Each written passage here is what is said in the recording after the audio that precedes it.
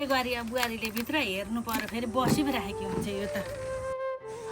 के गरेको यसमा पाएको भात के टिकटक चलाएर बसेको बाहिरबाट भित्र खेदेको भित्र पनि टिकटकै चलाएर बसेको त के हो यो यस्तो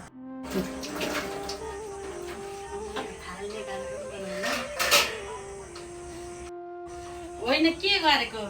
भात पकाएको छैन त अहिलेसम्म त मैले त बाहिर काम गर्न लाग्नु नटेर्ने अनि यहाँ आएर भात पनि नपकाउने मोबाइलै चलाएर दिनलाई बित्छ तिम्रो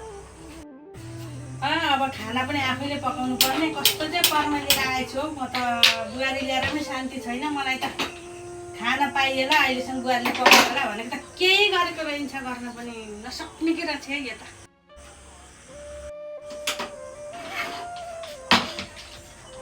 अब भात पस्केर दिनु पनि पर्यो होला नि त महारानीलाई मेरो छोराले चाहिँ ल्याउनसम्म ल्याएछ बुहारी भन्नुमा मेरै चाहिँ रसन यस्ता कस्तो चाहिँ भाग्य लिएर आएछ मैले त के गर्नु पस्केर खाना दिने पनि कोही छैन मेरो के गर्नु अब नदिउँ भने नहुने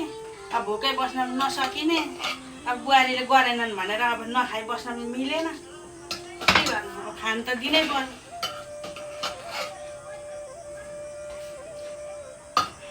पनि भोकाले मरिसक्यो होला ए कान्छा कान्छा भात खान आइज यहाँ छिटो तेरि भाउजूले त के गरेन अब दिनै पर्यो नि मैले त टिकटक चलाएरै उता अगाइहाल्छु अब आइज है खाना र पो यहाँ भोकै मर्नु भयो त यसको टिकटकले गर्दा के गर्नु र के गर्नु छोरालाई सुनायो भने छोरो पनि पत्याउँदैन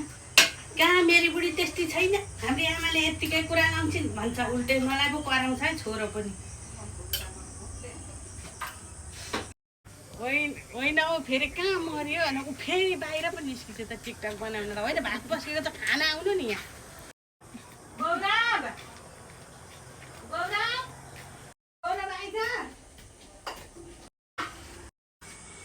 बस्यो छोरालाई भोकाले मर होला मेरो छोरो हेर बुहारीले चाहिँ पकाएर दिन्छ भनेको टिकटकै चलाएर बसी तेरि भाउजू अब खा खाऊ महारानी पनि अब के गर्नु सासूलाई दिनुपर्ने तिमीलाई नै दिनुपर्छ खाऊ अब भाग्य त लिएरै आएर पानी नै पानी पनि चाहियो अरे लु खुवाइ पनि दिनु कि महारानीलाई छोरा तेरो नाति बुढीको धोक्रो काँदैमाथि खा अब लु खा